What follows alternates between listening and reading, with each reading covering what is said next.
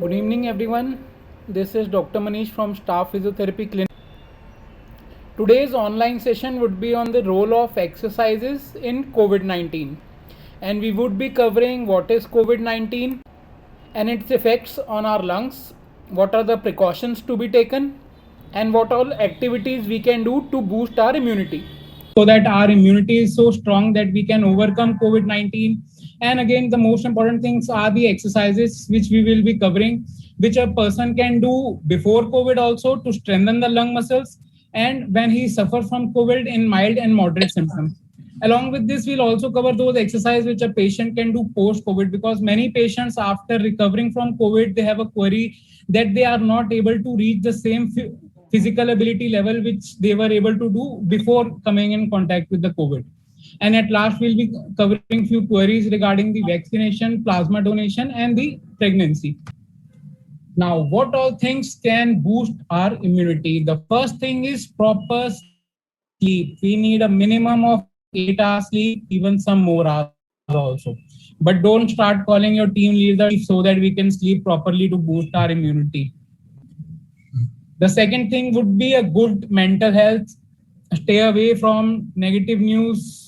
Take all the positive news, all the positive vibes, so that your mental health should remain good, so that your immunity could be stronger. Don't look at the news channel that itna kuch ho raha hai. It is happening, it is the truth, but you have to be positive. The third thing is diet. Now, what diet does? Diet is very, very important to boost our immunity. What it will do, the dead cells which we saw in the video, this is the oxidative waste of the body, which is formed by a fight between the body immune system and the virus. So we need antioxidant food so that dead cells could be cleared faster. Second thing, the alveolar sac got inflamed, so we need anti-inflammatory food supplements so that the inflammation can be reduced faster. The third thing is vitamins. Few vitamins helps in activating those blue cells known as macrophages, which kills the virus. So diet has a very important role. That's why you will also see that during the treatment of COVID, many people are prescribing zinc as a supplement, lime C, vitamin C as a supplement. So these are very, very important for an immunity booster. The last would be regular physical activity. Regular physical activity is required to make your lung more efficient. And lung are acting in a combined way to provide the adequate amount of oxygen in the body. If my body undergoes any amount of panic so that my oxygen requirement increases because of the virus, but if my lung and heart are more efficient, they would overcome this hampering of the gaseous exchange system. And if I'll exercise regularly, this lung and heart would be very much efficient as compared to an individual who's not exercising much. So when you go to a gym or do any physical activity, don't consider only your physical muscles which are visible, but also the internal muscles. Go for 150 minutes of moderate intensity or 75 minutes of intense activity per week. Now, what all are the exercises which a person can do to boost immunity during lockdown? The most important is the aerobic exercise. Aerobic exercise is necessary for the cardiorespiratory conditioning, so that the heart and lungs function optimally at every stage, even after suffering from the disease. So the breathing exercise, the best position to do the breathing exercise is the semi-Fowler position. Semi-Fowler position can be easily attained at home on your bed. Just use 2 to 3 pillows so that you can achieve this angle of 60 to 70 degrees. You can either keep your knee straight or slightly bent position. I'll be demonstrating this exercise. I'll be stopping the screen sharing and I'll be demonstrating those exercises. Now, the first exercise is pursed lip breathing. Pursed lip breathing is you have to inhale the air through your nose and you have to exhale it through your mouth in the form as if you are blowing air. Now, the most important thing is you have to, if you are breathing air for 2 seconds, you have to exhale the air for 4 seconds. Twice the number of duration in which you are taking the air in.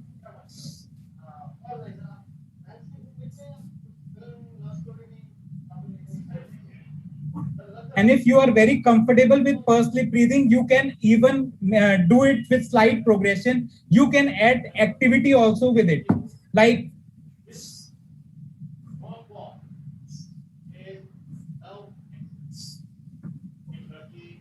you can also add arm movement with it.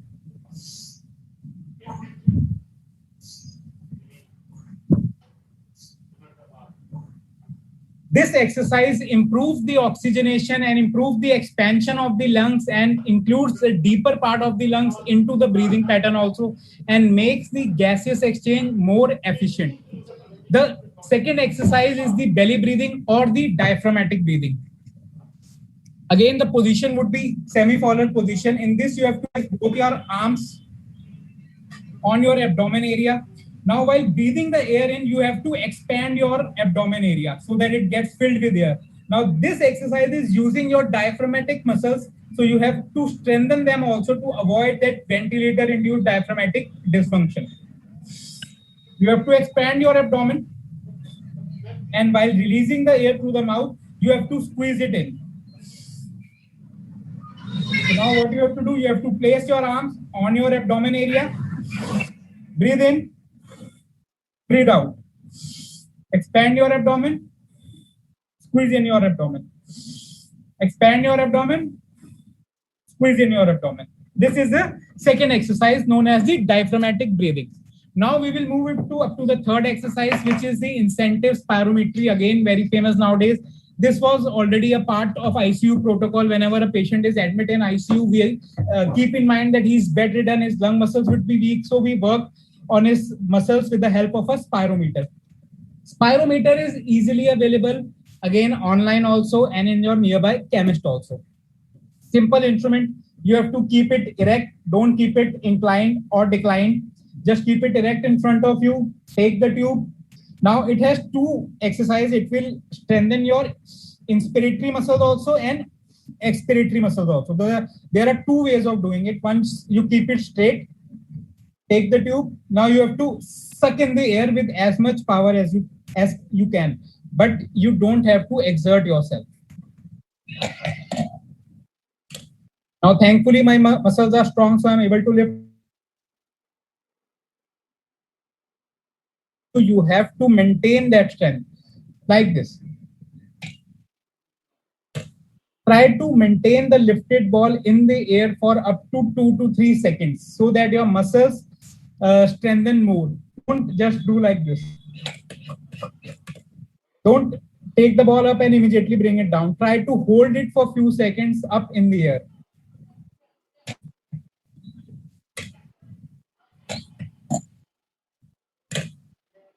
This was for the inspiratory muscles. Now for the expiratory muscles, you can place it upside down. Again, hold it with your hands. Take the tube. Now you have to blow the air from your mouth.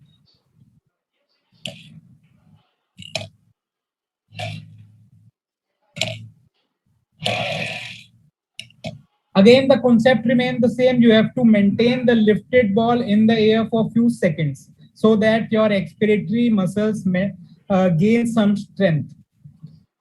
According to the unit part, if you are able to lift one ball, your lungs have strength of approximately 600 cubic centimeter. If you are able to lift it two balls, then it is approximately 900 cubic centimeter. And if you are able to lift all three, it is about 1200 cubic centimeter. And if you hold the ball for more than 2 seconds, the strength becomes double. From 1200, it increases to 2400 cubic centimeter. I hope this exercise demonstration was clear. Yes. Yes. Yes. Yes. Yes, doctor. So we did all these three exercises in a semi-forward position. Now, what happens when someone comes in contact with COVID and has mild symptoms? He is having the symptoms, but the SpO2 level is still maintained. You can stop all the physical activities which is putting extra stress on your body, but you can continue with pursed lip breathing, you can continue with diaphragmatic breathing, and you can also continue with spirometry. These three exercises, you can still continue to strengthen your lung muscles and for an efficient exchange of gases. The fourth thing is COVID awake repositioning proning protocol. These are the guidelines of Indian Association of Physiotherapists. There was a video which circulated few weeks back, which was demonstrating the advantageous effects of proning position. That someone is lying in the prone position on your abdomen or your tummy, and there is sudden increase in the oxygen level. But keep in mind, it is not advisable for old patients because your abdomen area is compressed. Now your breathing would be labored. Now you have to do exertion while breathing in the air. Second thing, many old patients are not comfortable in prone position. They don't go in prone position. So we first will discuss what are the advantages of prone position, because of which it got the hype that it is increasing the SpO2 level. And then we'll discuss what is COVID awake repositioning proning protocol given by. See, here there are two medical terms which are mentioned. One is supine position. Supine position is when someone is lying on his back, which we always lie on our back, on our bed, lying straight on the bed. The second is prone position. Prone position is when someone lies on his abdomen. Now, when someone is lying supine, the pressure of the heart is also on the lungs. So slight area of lungs is not able to function properly because it is being compressed by the heart. The same thing happens with the liver. Liver also rests on the inferior part of the lungs. So again, lower part of the lungs is not able to function as appropriately as it used to. And the third thing is that because of this weight of the heart and liver, the homogeneous expansion of the lungs is not there in supine position. That's why breathing is sometimes difficult in supine position when a patient is oxygen compromised. But as compared in prone position, the heart is pressed against the ribs wall, the anterior chest wall. So the area of the lungs which was earlier compressed by the heart is now free for gaseous exchange. The same thing happens when the patients lie in prone. The weight of liver is now not on the lungs. Again, it becomes more efficient for the lungs for exchange of gases. And the third thing is, as heart and liver are not compressing the lungs, there is homogeneous expansion of the lungs. But this is a temporary phase. If a patient's oxygen is dripping, chronic might not be able to hold it for long. So you have to search for oxygen either in the form of cylinder, concentrator, or a ventilator. Now, what is COVID awake repositioning proning protocol? According to this protocol, you have to maintain these positions for 30 minutes to 2 hours. According to your ability, if you are able to maintain 30 minutes, you have to maintain all position for 30 minutes. Start with the prone position. Lie on your abdomen. Then after 30 minutes, or if you can increase it to 1 hour also, then you have to change your position to right lateral recumbent. This is a medical term. This is right sideline or right side curved. And the third is again Fowler's position, sitting up in 60 to 90 degrees. Again, maintain it for minimum 30 minutes. And then left sideline position or left side curved position. And then back to proning position. Now, in the earlier video in which we demonstrated the normal anatomy of the lungs, we told you that lungs is divided into different lobes. These lobes are again divided into further compartments. And in each and every position, all compartments are not equally ventilated with air. So adopting different positions will help in ventilation of the whole lung. That's why your SpO2 level will be maintained in an easier way as compared to individual only proning position. So in one position, few lobes are activated. In the second position, others are ventilated well. So this combination of positions are very, very important. I hope you all are clear with this repositioning protocol. Yeah, thanks. Yes. Yes. Now, what happens if someone has moderate symptoms, that someone is having cold, cough, fever also, and sometimes someone is also compromised with the oxygen level. If we are feeling tired with the pursed lip breathing can be stopped in moderate symptoms. So at this stage, you can continue with the diaphragmatic breathing. You can continue with the COVID awake repositioning proning protocol. And third thing which we can add here is active cycle of breathing technique. which again I'll demonstrate. I think I should stop sharing this one. Yes. Now, active cycle of breathing technique has 4 stages. Now, what happens is someone is coughing for a long duration of time because the symptoms are now moderate, or someone has already an issue in lungs, or has some neuromuscular condition. Because of bed rest, because of coughing, he now starts developing secretions in the lungs. These secretions collect in the lungs and again affects the exchange of gases. So these secretions should be thrown out through the mouth. This secretion in medical language is known as sputum, and in layman language it is known as balgam. कि बलगम निकल रही है मुंह से, तो वो बलगम खांसी के साथ निकलनी चाहिए. It should be thrown out of the body. It should not remain inside the body. It will be a source of infection. Some people hesitate and don't clear their throat, don't throw the balgam out. If it goes back, or if there are secretions in the lungs, it will be a source of bacterial or a viral infection. So we have to clear it out also.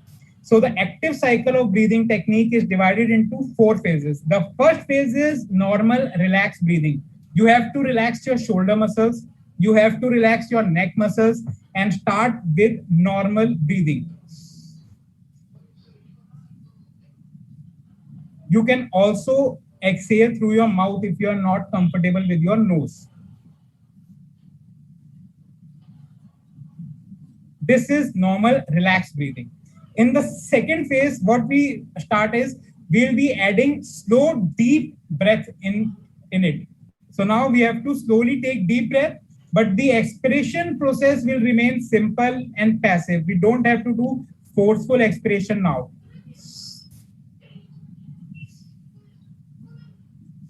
Either through nose only or through mouth. But I am taking slow, deep breath in.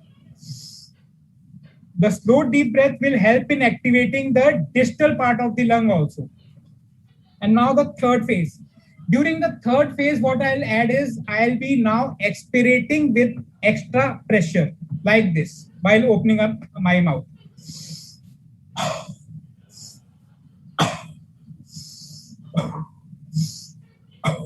This is also known as huffing, as the sound resembles a huff.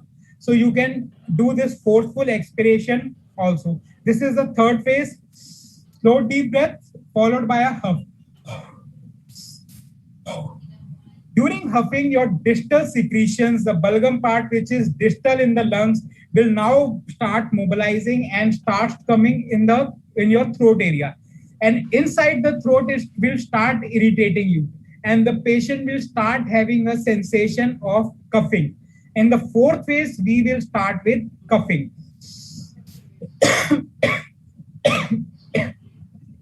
And when all 4 stages are done together, they will help in clearing the lungs of those secretions. Sometimes coughing becomes very difficult when a patient is ill, a patient is hospitalized. Patient says that he is having heavy breathing, but he can't cough because his body, his muscles are weak. Or cough reflex is suppressed because of the use of oxygen, BiPAP or ventilator. So now we'll be demonstrating all the 4 stages together. Normal breathing.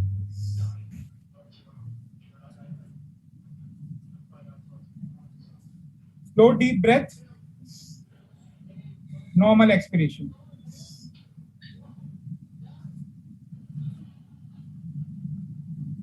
Stage 4, forceful expiration.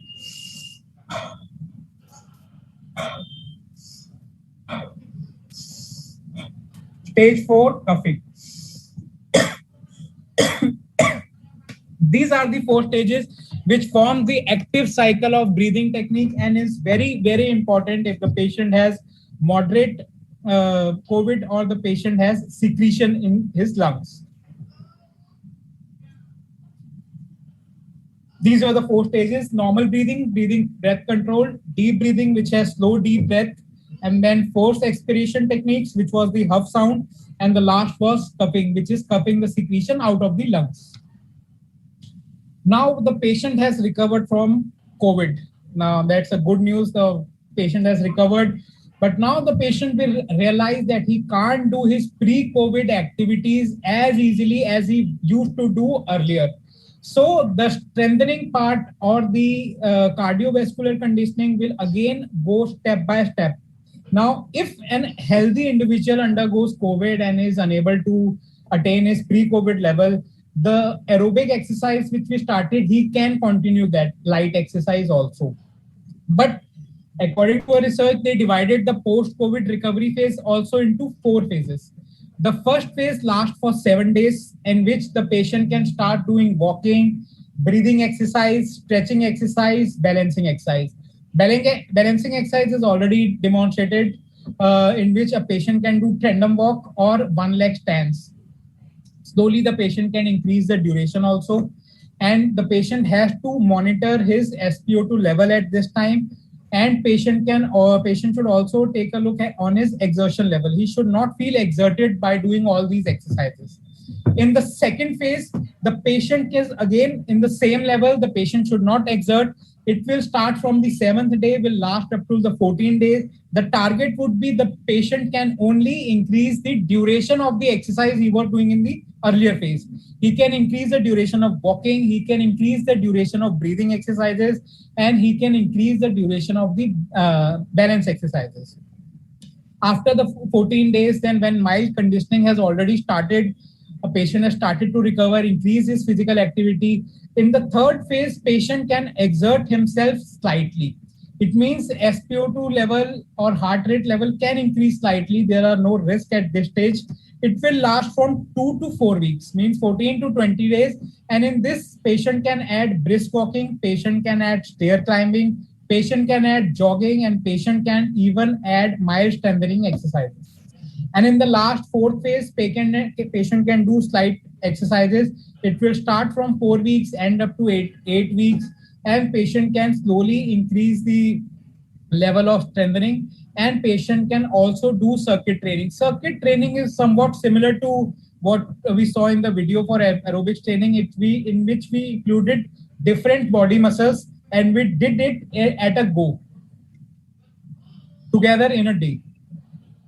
Otherwise, in gym, we do shoulder and abdomen one day, chest and triceps on one day, back and biceps on one day. So aerobic exercise, what we did, Abhi, or what we can do is circuit training. We can utilize all the muscles and in a single stretch. But if during the recovery phase, patient feels any discomfort, inability to recover in an hour, abnormal breathlessness, abnormal heart rate, excessive fatigue, or there are markers of mental ill health, patient can stop and patient can consult his physician at this moment that he is unable to gain his pre-COVID level, so that if any intervention is required, it can be done at the right time. Now you have to respect the disease. The disease comes with inflammation of the body organs and it will disappear slowly. So